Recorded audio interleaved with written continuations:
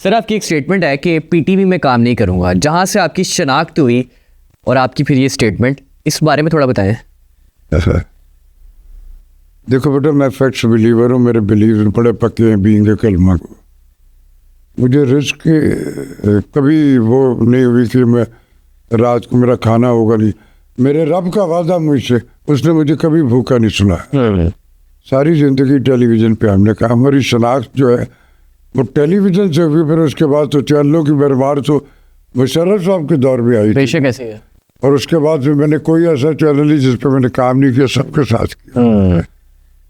हुआ ये है कि पाकिस्तान टेलीविज़न जो है वो मुख्तलिफ अदवार में जब हुकूमतें चेंज होती हैं तो वहाँ के मैनर्स और वहाँ का सिनेरियो भी चेंज हो जाता है।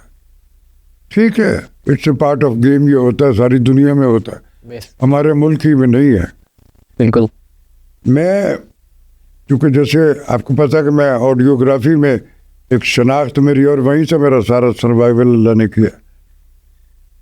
एक दिन मुझे पाकिस्तान टेलीविज़न से काफ़ी गैप के बाद एक टेलीफोन आया, हमारे एक प्रोड्यूसर, मैं नाम नहीं लूँगा उनके, अब तो बेचारे रिटायर भी हो गए, कि राशिद साहब आपने पीटीवी पे आना। मैं क्या करना, क्या मुहर्रम के दिन थे कि एक मर्सिया है हमारी हेडक्वार्टर से आके, यार अब की बार पिछले भी कुछ मुख्तलिफ लोगों ने वो मर्सिया खानी की थी, शुजात हाशमी ने की भी और मेरे कई साथी, तो हमारी उनकी ख्वाहिश है कि अब की बार राशिद महमूद साहब को बुलाओ।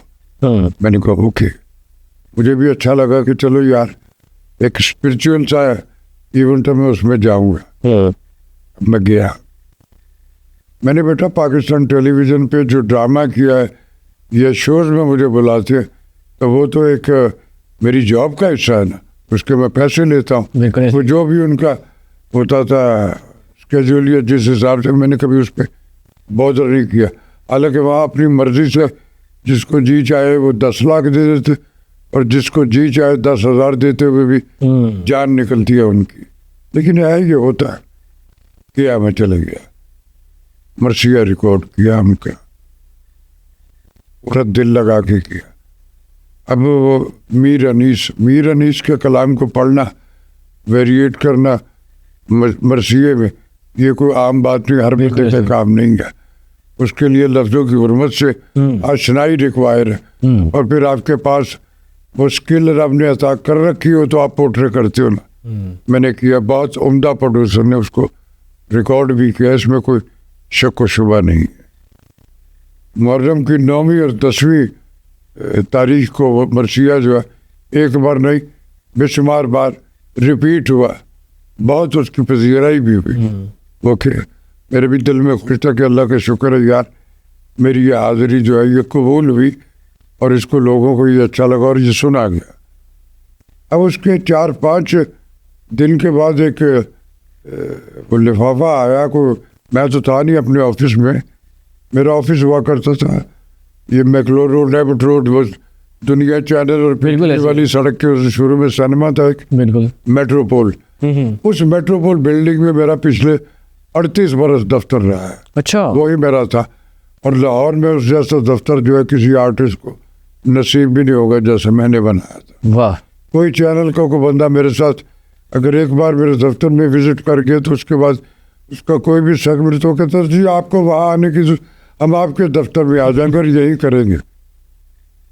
अब वो आया है कि तुझे बताया कि ये टीवी का एक बंदा ये एक लिफाफा दे के गया जो मेरा असिस्टेंट था। मैंने उसको, क्या है इसमें, देखो ज़रा खोलो। तो खोल के कहा जी इसमें चेक है। तो मैं हैरान हुआ कि मैंने तो कुछ किया ही नहीं, वहाँ तो ये चेक है, कहा गया। तो मैंने कहा दिखाओ क्या है। मैंने देखा तो वो चेक था 620 रुपये का।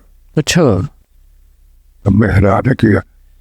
उसने लिफाफा पकड़ा हुआ चेक, उसने देखा, उसने कहा कि जी ये केस में, उसने तो वो कॉन्ट्रैक्ट था, कॉन्ट्रैक्ट जो आप जब काम करते हैं तो एक कॉन्ट्रैक्ट था, वो कभी मुझसे किसी ने साइन नहीं करवाया था, लेकिन तब करा तो मैंने भी बॉदर ही नहीं कर दिया। तो पता लगा ये जो मैं मर्सिया पढ़ के आया अभी, कि उसकी फीस दी गई मुझे 620 रुपये। मैं प्राइड ऑफ परफॉर्मेंस हूँ और प्राइड ऑफ परफॉर्मेंस जितने भी होते हैं, जब हम टीवी पे जाते हैं तो हमारी एक रकम है जो एक्सक्लूसिव और प्राइड ऑफ परफॉर्मेंस को ऐड करके उस फीस में दी जाती है जो उनकी है।